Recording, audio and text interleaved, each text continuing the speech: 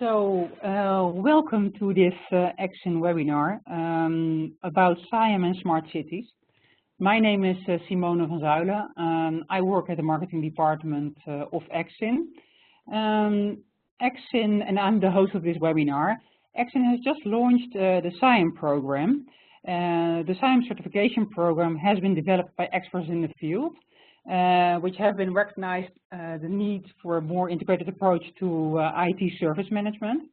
This webinar is part of a SIAM series to explain the benefits of SIAM and discuss examples of how to implement SIAM. The webinars are presented by experts in the service management area across the globe. Today we will be listening to a presentation of Andrea Kis. Andrea is a senior consultant specialized in service integration and management, strategy and transformation, business relationship management. She's one of the experts contributed to the development of SIAM. She will be presenting SIAM and smart cities today. After this webinar, every attendee will receive the recording, and we will send you the SIAM survey report as well, covering the state of SIAM. Note you're all on mute. You can ask questions using the chat function throughout the webinar, and at the end, all questions will be addressed. Enjoy the webinar. Over to you, Andrea. Thank you, and thanks for everybody for dialing in on this morning, afternoon, or evening, wherever you are at the moment. Hopefully you will enjoy my presentation.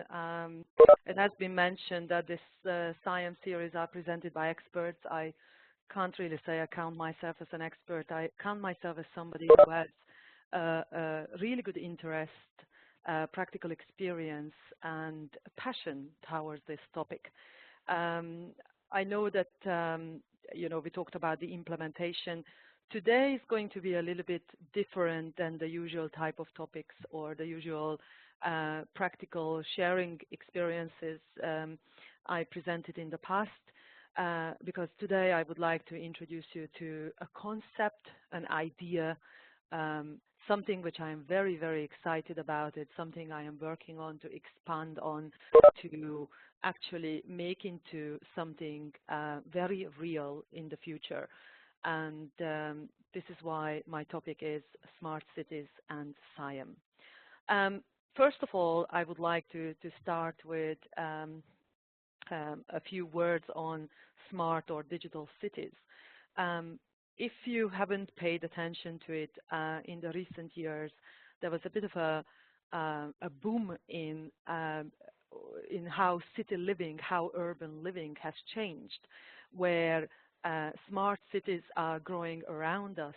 And what I always find exciting is that smart cities aren't the futuristic, unachievable I would say like ways or areas of living. Smart cities are everywhere around us. Normally when I go and present in different countries or cities, I try and look into to find out, what smart city initiatives are in the local regions.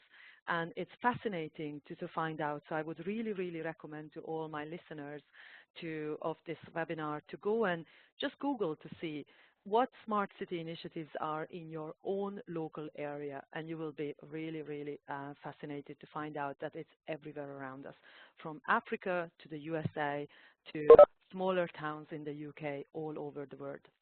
What is exciting about this topic, and the reason I wanted to talk about it, is that the citizens themselves who live in these cities becoming more and more connected. It's evolving real time all around us. It's interaction and the decision making is becoming revolutionary. The data that drives the city is being mined, being analyzed, being used for bettering and taking a greater and greater advantage of it, as well as taking a greater advantage of all the technologies, any advanced technologies around us, to update how do we deliver city services to the residents. Dr. Boyd Cohen, who is an urban and climate strategist, he said that by using the information and communication technologies as well as data, we are going to be more intelligent and efficient in how we use our resources. We will be able to save cost and energy, improve our service delivery, quality of life, and be able to support innovation in a low-carbon economy. Now, this statement has many, many key words, which leads me to my next point. If you look at it, what is the principle of a smart city? How is it evolving? It is, the principles are integration, digital, data, and citizen engagement. Now, if you imagine our enterprises, the companies, the organizations we IT professionals work with, our service delivery ecosystems, aren't they just like cities? And that's when I thought, we are working as a big city, wherever you are. It is important to integrate, to provide end-to-end services. Digital initiatives are popping up everywhere. The data, big data, data analytics, predictive analytics, intelligent use of data is gaining more and more track and becoming even more important than it was before. Citizen engagement, aka customer or client or business engagement, is another topic which became, I would say, a priority topic in the recent years. I would say maybe 3 or 4 years ago, business relationship management or business engagement management was a topic which was more of an exception than the norm. And what I see nowadays, that it is becoming the norm. And it's a little bit of a shameless plug, but I am a big fan of the business relationship management, and I think they are one of the best pioneers of making this happen. Now, when we imagine our delivery ecosystems or the enterprises as we work together as a smart city themselves, what are our challenges we need to tackle? Challenges like shrinking budgets, aging infrastructures, a diverse population. When we think of a diverse population of a city, we also have to think of a diverse population of an enterprise, of an organization, of a firm, of a company. We talk about millennials, Gen X. Recently, I heard a term about the generation which was born without technology, yet it learned to use technology. It's not a millennial, but it's also not a baby boomer. The variety of the citizens of that smart enterprise is incredible. There is always a new business demand. There are varying and changing customer expectations. We also have to think about the increasing threats, threats on security, but also threats by new technologies. Therefore, I think it's important that just like how the cities are evolving and the citizens of smart cities are evolving, we ourselves also evolve and look to the future as how do we become a digital enterprise. Now, when we look at the digital enterprise, and I don't want to spend too much time on it because today my presentation is not primarily focusing on digital transformation, on how do we move into a digital era. I just want to draw the comparison and I want to draw the parallel. Where do we see our future? Just like the evolving cities see their future in the smart city achievements and innovations, companies and organizations with all their digital transformation initiatives see their future of becoming digital enterprises. They look into enhancing the value and the sustainability of a company. They look into new processes, new insights, new engagements. How do we engage with our customers, with our partners, with our clients? How do we utilize information like analytics, business intelligence, and our insights? But also, let's not forget the technical, the actual technology innovations which are helping and assisting or are around us to help a digital enterprise or a digital city evolve, like automation, new automated processes, RPAs, different platforms, cloud, and so and so. However, I like to say, and I think it's a little bit, could be controversial, this is more like a wish list. The reality of how to achieve that cannot be that easy, despite of how there are many experts and consultants around us who like to show a path which is paved in a super easy way towards our digital enterprise end goal. But in reality, our current business models, our current organization structures, our current strategies, leadership styles, and infrastructure and aging infrastructure is not fitted.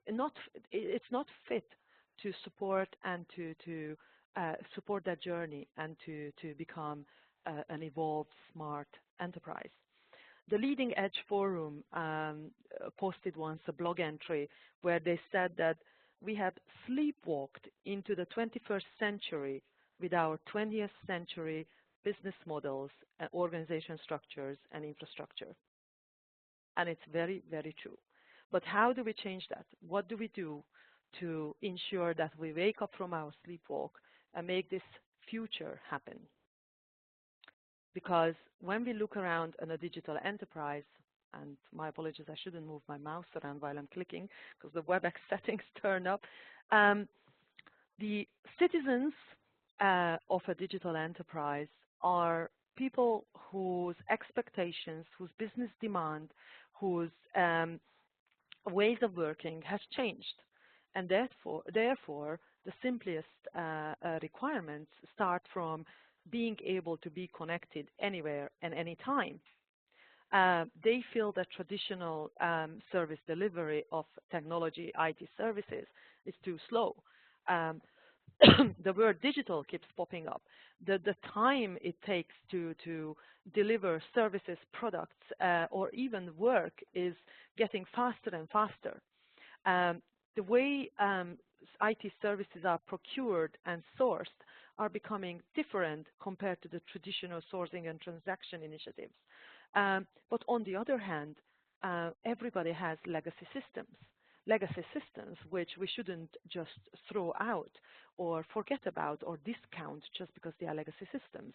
Because often, and I'm sure I have quite a lot of listeners in my audience today who know very well the struggle and the challenge of maintaining a legacy system and the relevant applications on it. But we have to think about it, that the expectations of this digital smart digital enterprise, like a smart evolving city and the smart evolving city's residents, the expectations are changing.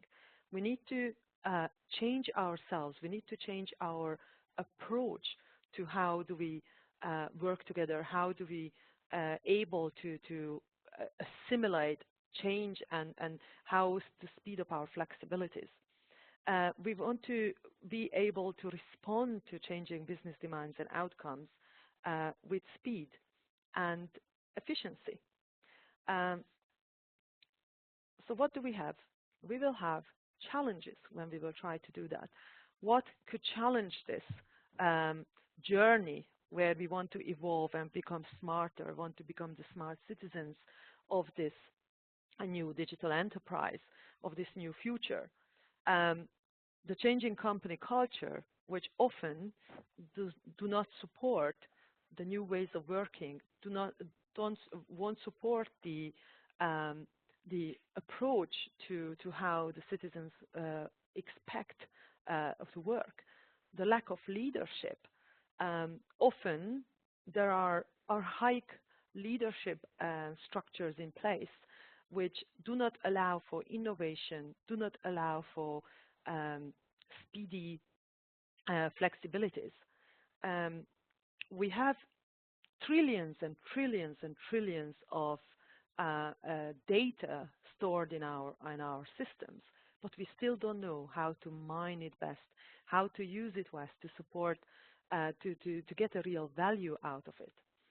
We still don't understand how what would our smart employees, but also what our customers, and I'm overusing now the word smart, would expect from us. We still work in silos. So what do we need? We need to change that, and we need to integrate. And this is where I see the power of service integration, who will have the opportunity, and the service integration, SIAM methodologies, frameworks, and approaches to be able to achieve that change. Before I move towards that, I would like to speak a little bit about the evolution of service integration, of where I see the changes. So I'm sure it's an image which isn't new or I would say like strange or some for my listeners, but this is the evolution of service integration as it was described by Information Services Group, the company I'm working for at the moment. It talks about how from the 1980s onwards all the way to the present times, outsourcing and service delivery changed from a monolithic delivery with one single vendor into a more pluralistic, multiple vendor delivery where we have the opportunity to work in a more complex ecosystem. Where we see service integration, SIAM, going in the future, we even have to evolve ourselves, our current SIAM models. We have to become more dynamic, more flexible, smarter, where we have to be able to include more different ways of working and methodologies. We cannot, I'm sorry, but there is a little background noise of beeping in my ear, which make me break my sentences, so my apologies if I repeat myself. So what we have to do ourselves, the evolution, the beauty of evolution is that it does not stop at a certain point. It is continuous. So just because we moved away from the classic sourcing and service delivery 20 years ago to now, we also have to look into the future to see where else do we need to be. What else we need to change and evolve in order to be able to leverage the best integration approach to be able to create a more dynamic, flexible, and ecosystem to serve the digital enterprise. So again, service integration, I don't want to speak too much, spend too much time on it, on the service integration on the SIAM models. This at the moment is under various discussion. There was a time when it was very popular to identify classic four type of models of service integration, which one of them was the so-called Guardian SIAM, or it's just a naming given to by one organization, but I'm sure that the structure of it is familiar. Then in-house SIAM, where service integration was performed by an internal team without involving service providers. Then independent service integration, where a service provider was tasked to become a so-called service integrator itself. That often meant putting in and hiring an actual body of or a team of function of service integrator.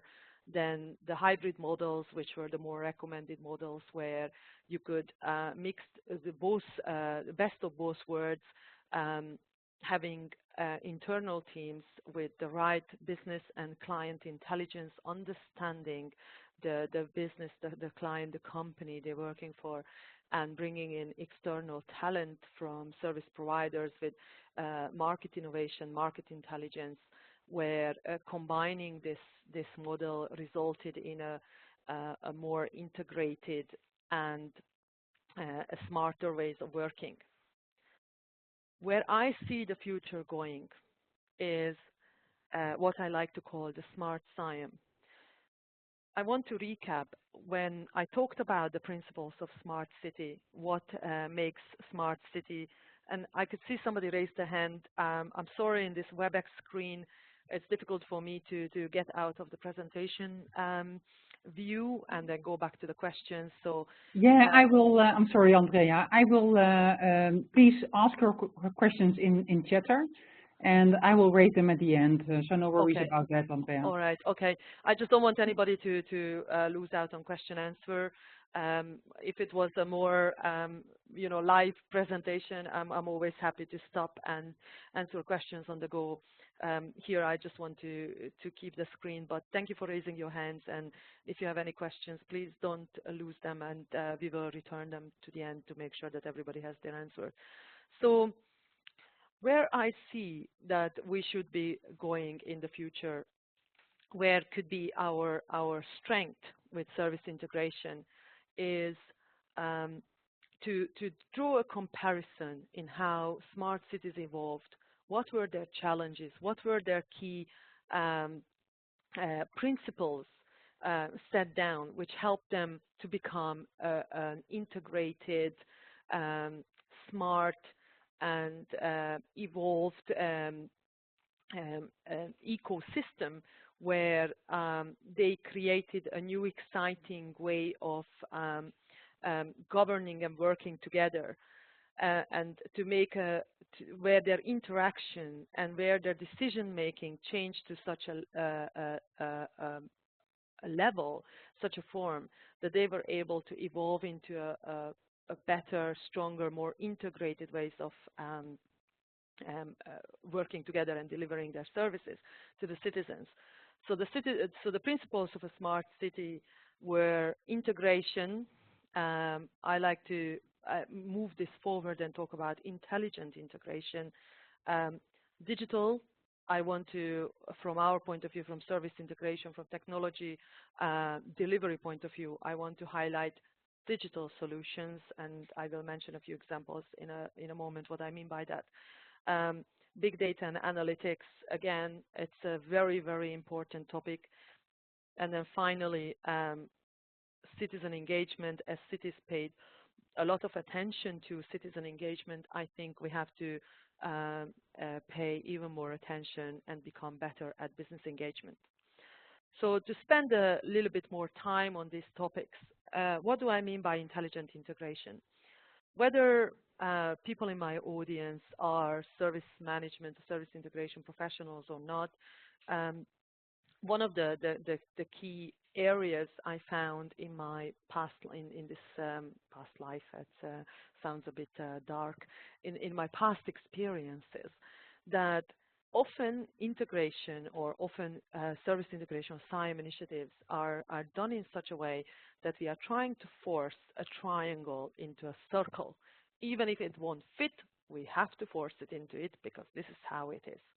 We have to become much more intelligent in understanding what are we integrating and why. Does it make sense to integrate all our processes and then say that we now have end-to-end processes for everything? Or we should rather look into which are the elements in this smart enterprise, in this ecosystem we are talking about, which will provide value if we integrate them. Also, how do you integrate your, and here is another topic which I think it's going to end up in having another presentation on a next time. How do you integrate and how do you achieve an end-to-end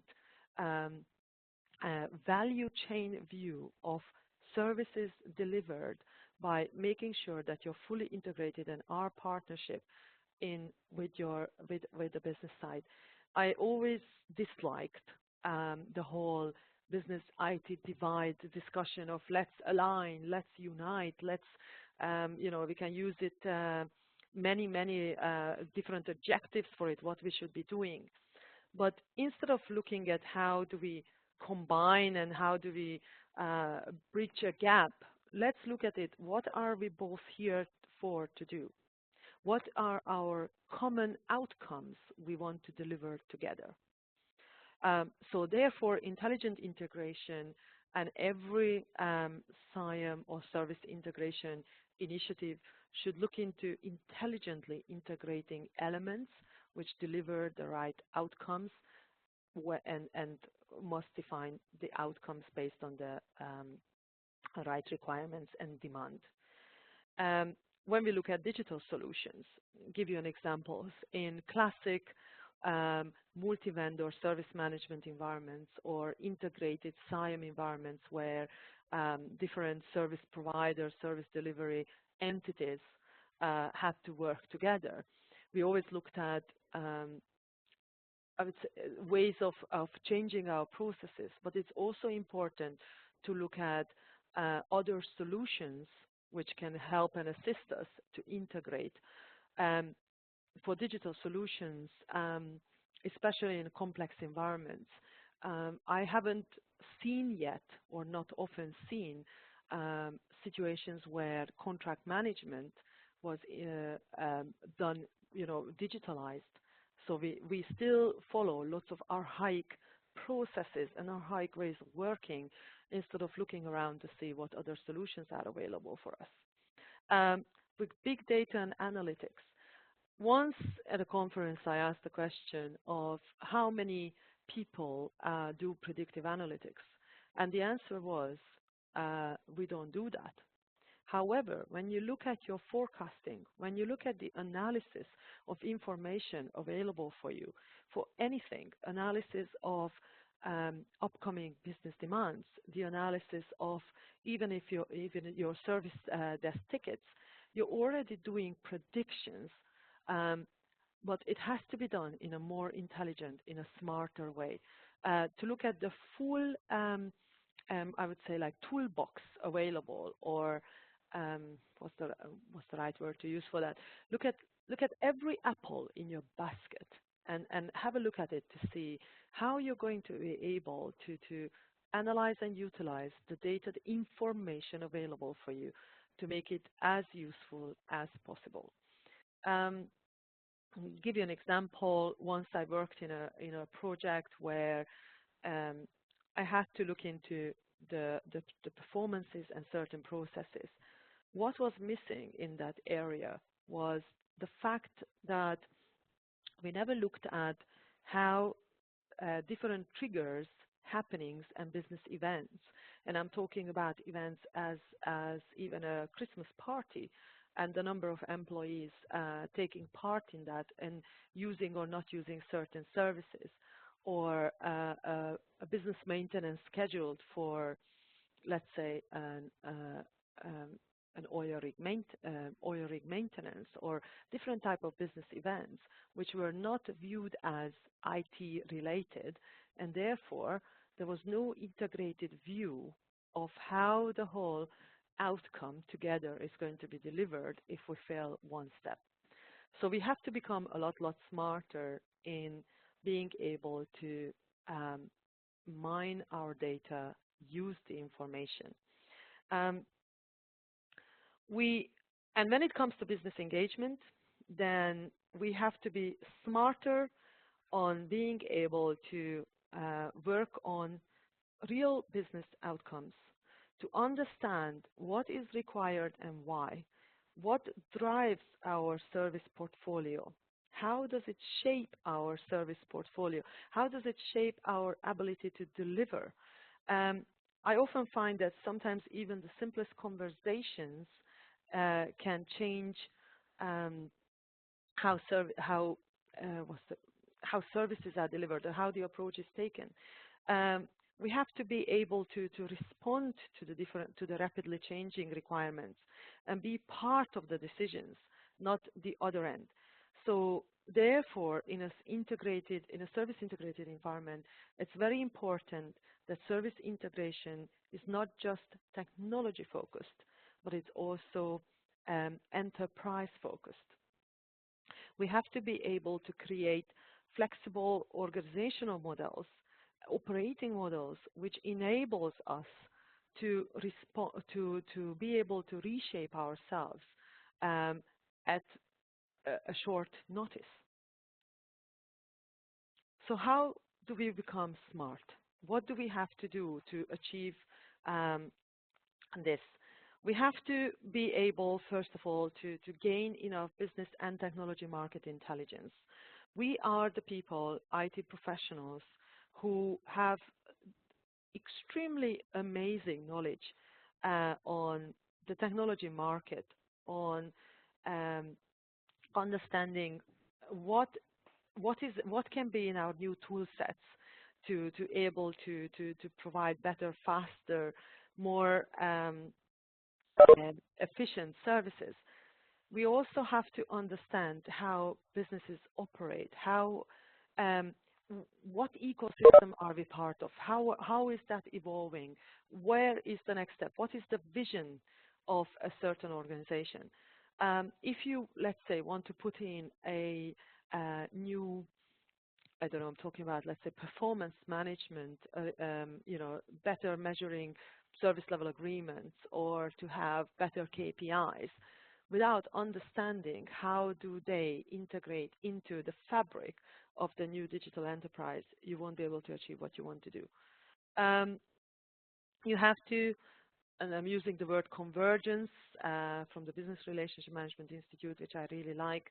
We have to have one vision, one strategy to be able to have a strategic partnership where we can collaborate. Digital strategies, evolving digital enterprises often leave traditional IT behind because they don't feel that they have this one vision, one collaboration, one view together. We have to think, excuse me, we have to think in a value chain way. I often give this example of my brother who works in warehouse operations and logistics.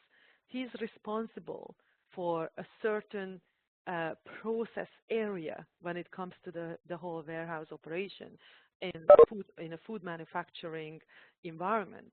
However, while he's responsible for delivery goods in and out and packaging, he also knows and understands how other processes work.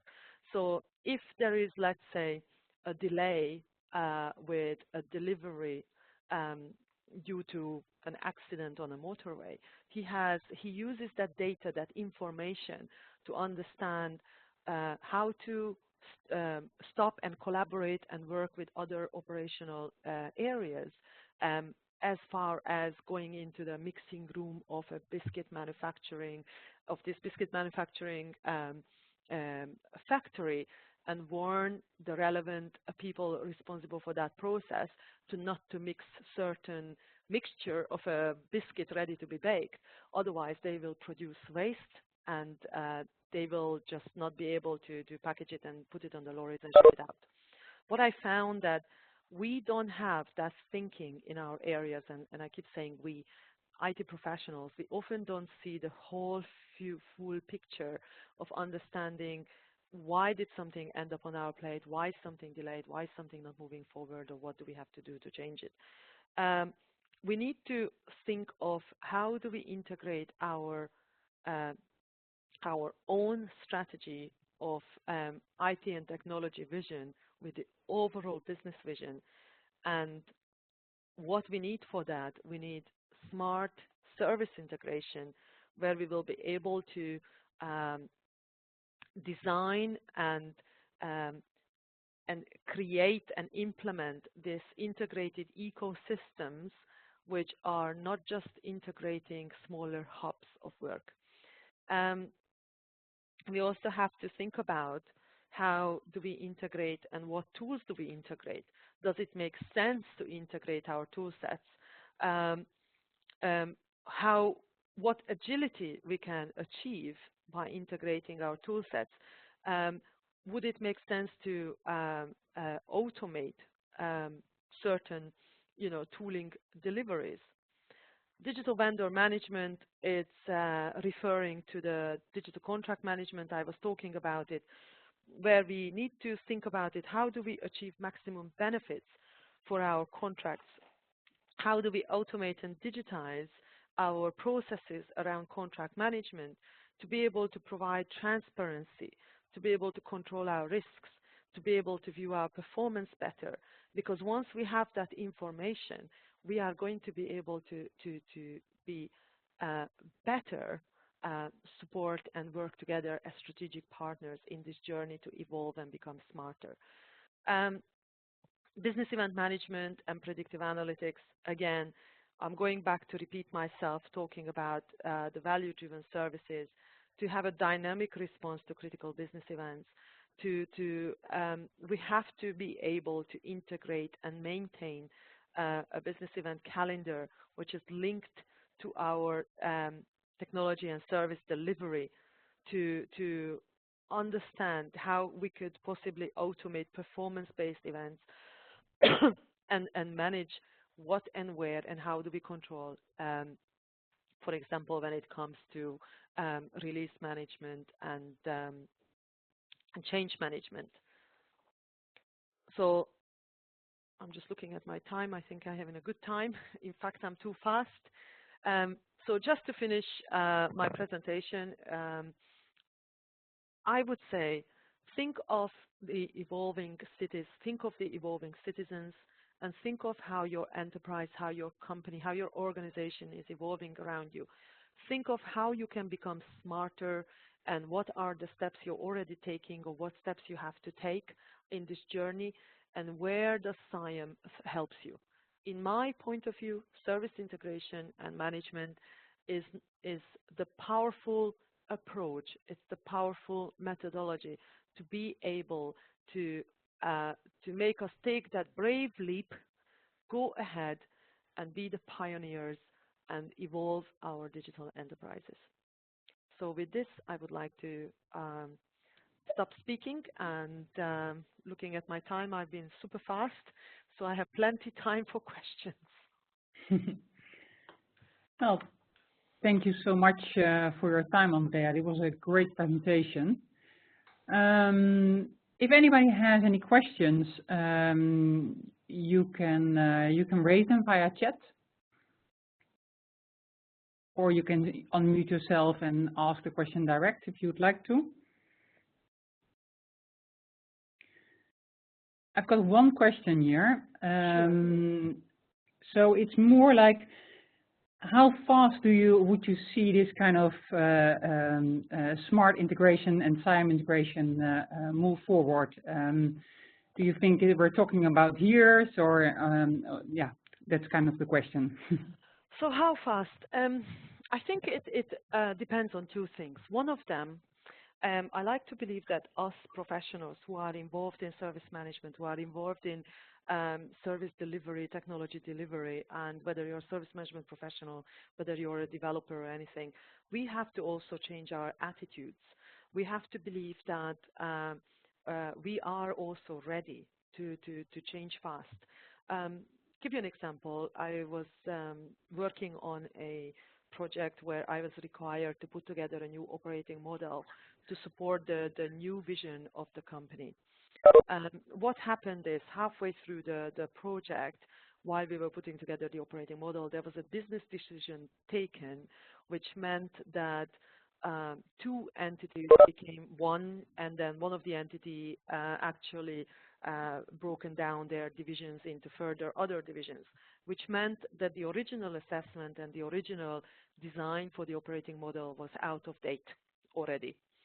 We could have done two things. We could have either stopped, reassessed, and then create something which is more fitted, or we just enforced to go ahead with what we have because we already invested so much time and effort and design and everything.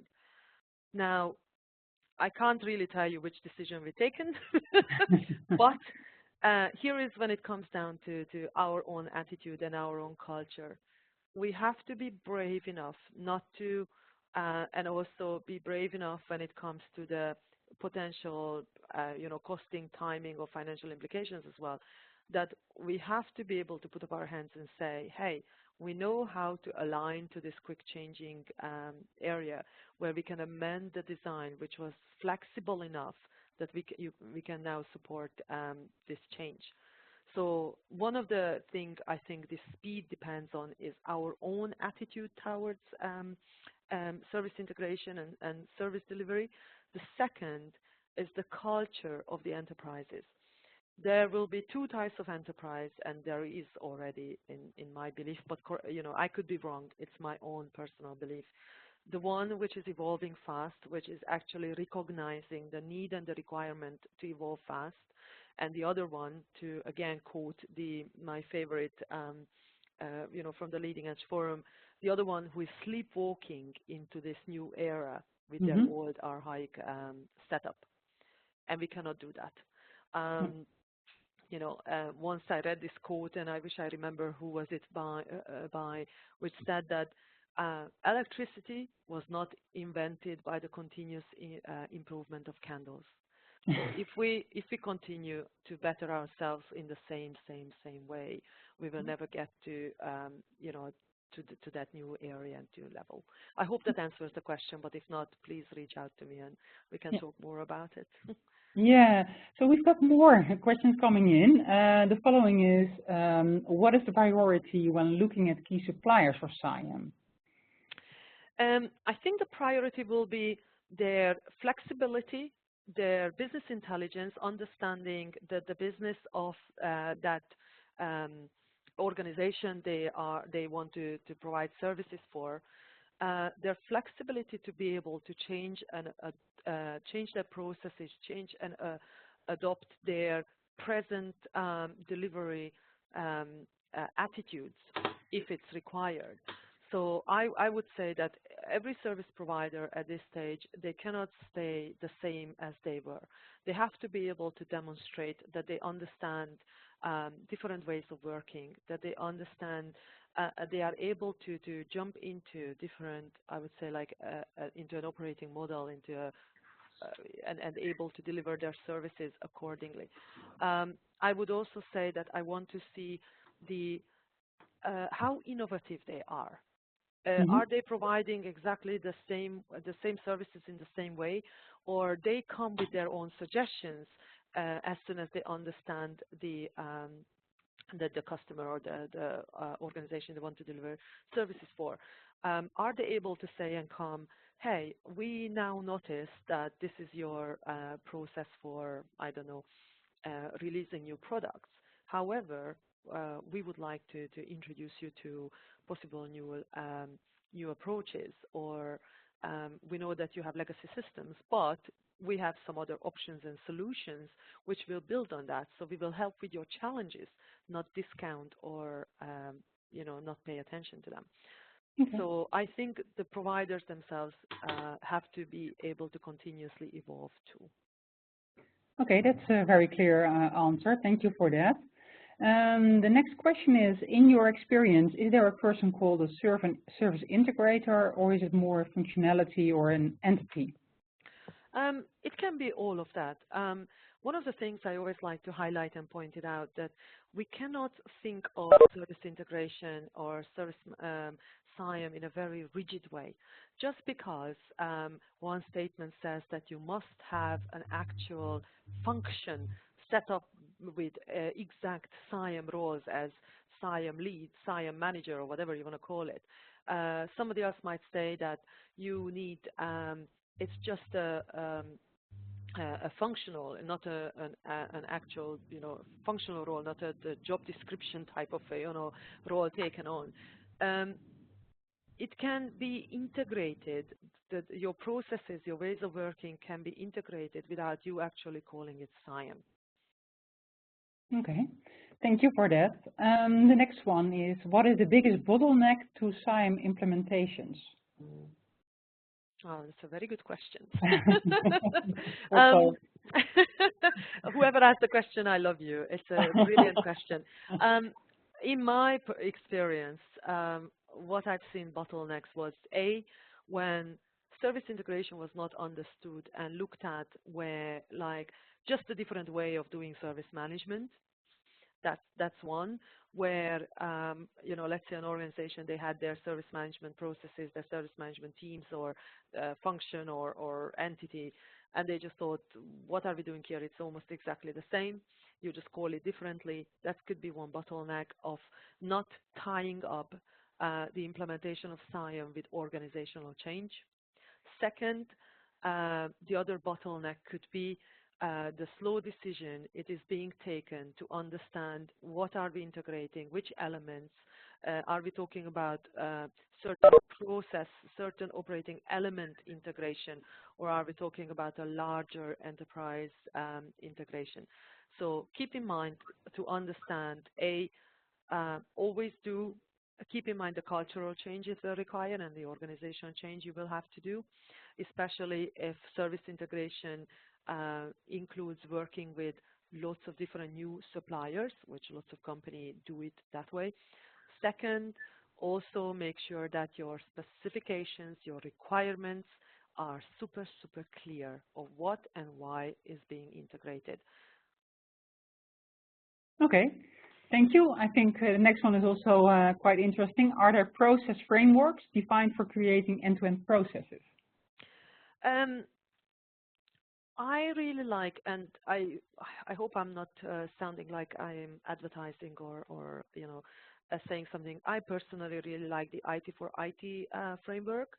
IT for IT speaks about the end-to-end value chain lifecycle, and combine IT for IT with good, strong process design standards from ITIL.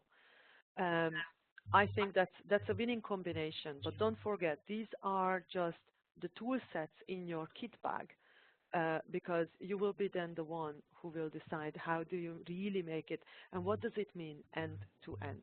Does it mean that from supplier A to supplier B, C, D, E, F, G, or does it mean that you want to provide one business outcome with different delivery entities, and that's your end-to-end becomes the delivery of that outcome from, let's say, receiving a demand until fulfilling the supply of it.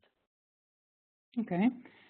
Maybe this one is in line with that one as well. So which SIAM model will you suggest, or which one can be called as a robust model to implement in an organization?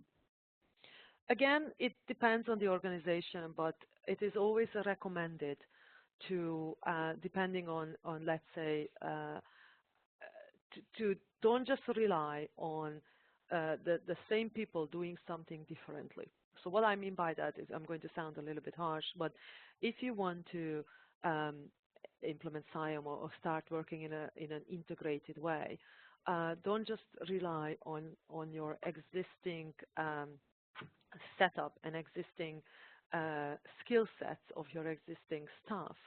Think about it, and it's very important to assess it, what is required, and this is why I meant that the design of a service integration of the SIAM model requirements is very important, because then if you find your gaps, you will understand what else do you need. So I always recommend, and that was always the highest recommendation, a hybrid approach, where you gain the best of both worlds. You gain the understanding and the knowledge of I would say like internal employees or current employees, but you also need the expertise of those who were out in the market overseeing the variety, the evolution of technology and service management, which those who might work in the same environment for X number of years may not have an exposure to.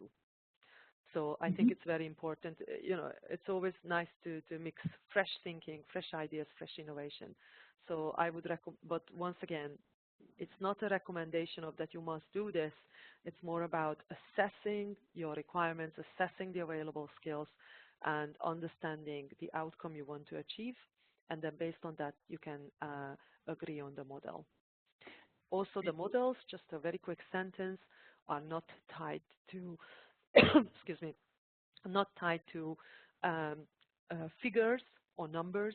So it won't say that you must have X number of roles or functions or processes. It always has to fit for your specific environment and outcome you want to achieve. Yeah, and based on that, the following question: which competences do we need in the organization to realize smart SIAM? I talked a lot about what I call the business intelligence, but you know, these are standard consulting sounding buzzwords. But the right competences and skill sets, I think you require understanding the operations, understanding, you know, to gain the right business intelligence, business relationship management, cultural and organizational change management, communication. But on the same time, I would also say it's very critical to understand the technology, the impact of technology, the complexity of technologies, and combine the two together. That might not be, you know, and it's not going to be one combined in one superhuman being. but I think it's very important that we understand in this complex environment, in this smart, evolved ecosystem, who are the people we work with, what is the outcome, we want to deliver, the results we want to deliver, what tools do we use, how our organization is set up, and how do we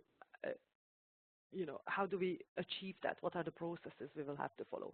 So you will need competencies and skill sets of understanding and specialty areas for all. The architecture skills as important as business relationship management skills. Okay, thank you for that. And then, are there set best practices available for creating end-to-end processes? That's a very good question. I did mention, I wouldn't call it a best practice. Best practices are born from being able to reuse and use something which worked in one place. This is why it's a little bit difficult to answer the question saying yes or no. I would say there are some good frameworks, there are some good examples out there. I would recommend to, like I said, read up on IT for IT, look into different blogs or different achievements, different use cases and examples. There isn't a particular best practice as me recommending you a certain one book that you read it and that tomorrow you will know how to copy paste and put that in. Use the common sense, use the understanding of your customer, your client, your environment, your own business area or delivery area, and that's when you will realize which I would say like approach works out best for you. Okay, thank you. And then on the reverse, what is the most common mistake in implementing the SIAM model? The most common mistake is trying to enforce the same approach which may have worked somewhere else on everything. So let's say you created a model which worked for one organization, and then you go and try and repeat it and repeat it and repeat it in exactly the same way, and that's when it just won't work. We have to be able to be flexible and open enough to say that in certain situations it just simply does not make sense to follow exactly the same process. I'll give you an example. I have once put in a really good change management process which worked fantastically well for one client, and for another client I ended up cutting out half of the process steps, not because they were not good or they were cumbersome or made the process longer. It just simply, for their environment, it did not make sense to follow every single step through. And with service integration, with SIAM, it's exactly the same. if you, and I think I said that in the beginning of my webinar, if you try to force a triangle into a circle, you know, like on those child toys, when you have a box in front of you with different shapes, and you have to put the wooden shape into the relevant holes. If you pick up a triangle and something looks like it has sharp edges, it doesn't mean that it will fit in there just because it also has sharp edges. So I think that's the best mistake to avoid. Okay, thank you. Do we have a SIAM assessment guideline for evaluating suppliers and choosing the best fit SIAM model? I haven't personally seen or used a supplier evaluation. I have assessed readiness of organizations, whether their readiness, their organization, their people, their skill, their process readiness for SIAM. For suppliers, I haven't seen it yet. However, I'd like to. There are a lot of publicly available information out there to understand the offering. One of the common mistake I have noticed when some providers say that we are now able to, do SIAM, is that they focus strictly only on service operational areas like incident problem change management, type of classic service management, operational areas. Service integration management is much more than that. So if you're a supplier and you're listening, or if you want to evaluate your supplier, make sure you understand, make sure you assess their understanding of an integrated environment, and I like the word ecosystem, and not just, let's say, being able to use a SIAM process a step in a service management tool set, because that could be always a mistake to say that, yeah, I know SIAM, I used a SIAM tool before. What does it even mean, SIAM tool? So I think it's important to assess and understand the understanding and the approach and the area where the SIAM knowledge is concentrated on. Okay, I'll ask you one more question, and the rest of the questions we will answer via email, via follow-up, because we don't have time anymore. How do you sell SIAM to your suppliers? How do I sell it? Good question. It's not the best way to look at it. Once again, I think one of our common mistakes we still have and do, and I witness it in my current situation as well, working on a huge complex transformation program, that even we still work in battles. I think it's a bit of a human nature as well, that we all work in our little tower and silo and everything. One of the best approaches really to look at who wants to achieve what. And I keep saying that, talking about the outcome. Let's say that you want to you're working with a customer, with a client who wants to become the chosen, I don't know, holiday selling travel agency of 2018. But when you look at their current products and services, their current offerings, their current, it could be anything, their website, the booking system, whatever they have, and you realize that there is no integrated view, there is no understanding of what happens, what does the right hand do versus what does the left hand do.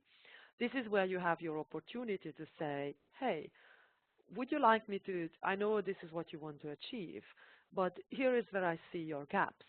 If you would have, if you would want to understand your full power of your capabilities, you would need to integrate and sew up these gaps.